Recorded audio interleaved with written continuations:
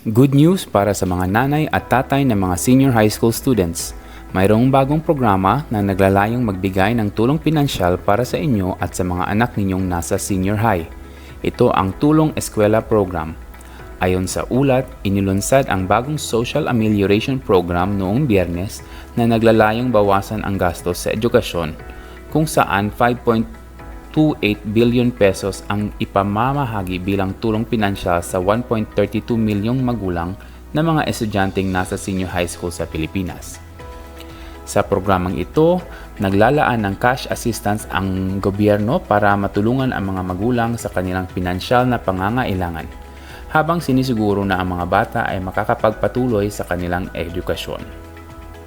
Ang cash assistance ay worth 3,000 pesos under the DSWD ACAP program at 5,000 pesos naman under the DOLE Tupad program. Take note na ang financial assistance na ito ay intended para sa mga magulang ng senior high school students lamang, kaya ang magulang lamang or guardians ang pwedeng mag-claim ng ayudang ito. Now, paano nga ba mag-apply sa Tulong Eskwela? Narito ang mga steps. Unang-una, kailangan maging kwalipikado. At ito ang mga qualifications.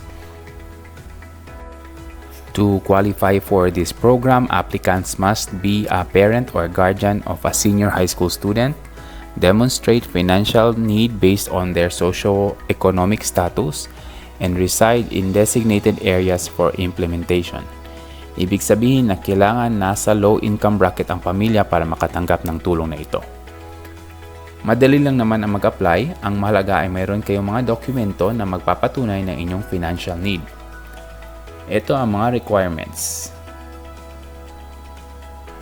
1. Government valid ID of the parent, Certificate of Enrollment of Child in Senior High School, original or certified true copy, and Certificate of Low Income or Certificate of Employment.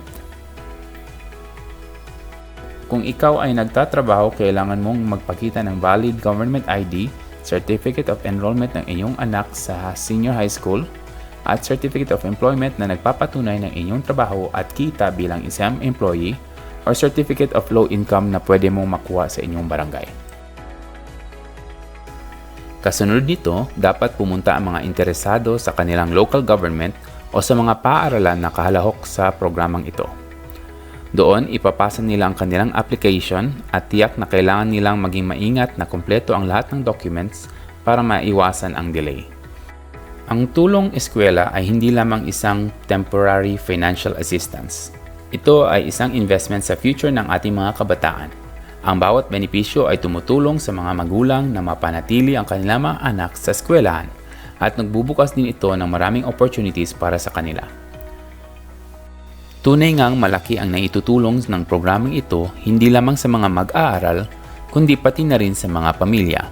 Kaya naman, asahan natin na habang nagpapatuloy ang Tulong Eskwela program, mas marami pang pamilya ang magkakaroon ng pagkakataon at pag-asa sa kanilang pag-aaral.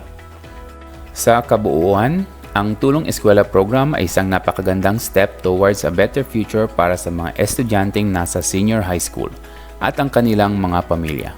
Ito ay nagbibigay ng opportunity sa mga magulang na masuportahan ang kanilang mga anak sa kanilang education kahit na may mga financial challenges.